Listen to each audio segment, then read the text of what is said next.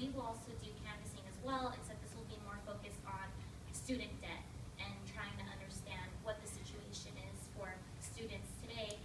How much are we having to pay for school? What are the outcomes that we're seeing from it? What are the issues being associated with just paying for college and challenges with financial aid, staying in school, things like that. So hopefully when we gather a good amount of data from that, it'll help us build solidarity work because we'll have that research, because we'll go into those communities, and because we face-to-face will be interacting with others.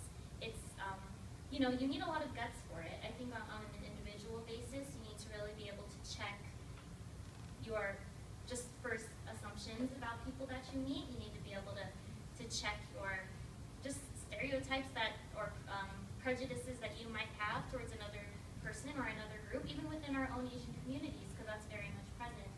And just being very open to that and being like willing to ask questions.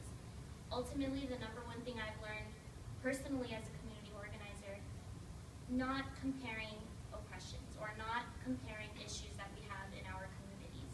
Yes, historically, perhaps Japan and the Philippines have had issues historically. Yes, historically, perhaps Korea and Japan have had issues.